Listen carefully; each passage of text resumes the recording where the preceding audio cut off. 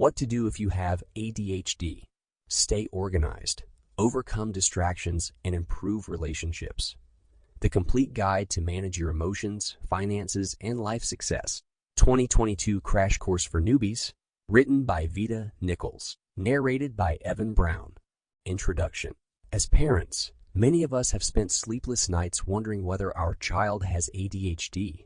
With just cause.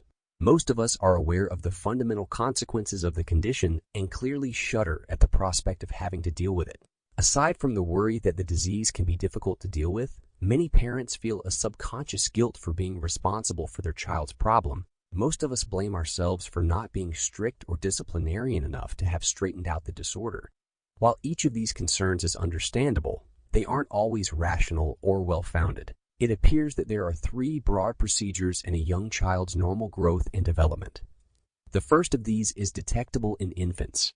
During this time, babies become preoccupied with a specific object or act and focus entirely on it, ignoring almost everything else. When a child's development stops only at that point, it may later show signs of autism. In the second stage, which is observed in slightly older teenagers, the child is interested in several things at once and is thus incapable of focusing on one for more than a couple of minutes. When a child's development halts at this point, he may later develop what we have traditionally referred to as ADHD.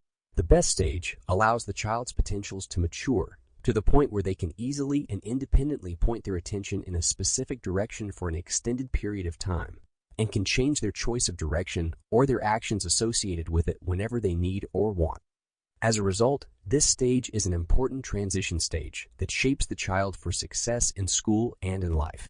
What many of us don't realize is that ADHD doesn't just make a person incapable of focusing on anything for any length of time. It also makes him or her incapable of deciding where to direct their attention and for how long. For example, if an ADHD patient is crossing the street regardless of how many times they have been taught how to do so safely, they are likely to do so abruptly and without a care in the world about the state of the surroundings. All they are fully aware, albeit vaguely, is that they must mix the street. But after being appreciated, they are quickly attracted by a few other ideas or factors and rapidly to a different, so that when they achieve the other side, which is a reasonably difficult struggle given their reckless behavior, they've most likely worked having a dozen items of ideas already. Chapter 1. Strategies and methods to decrease the difficulties brought about by ADHD in children.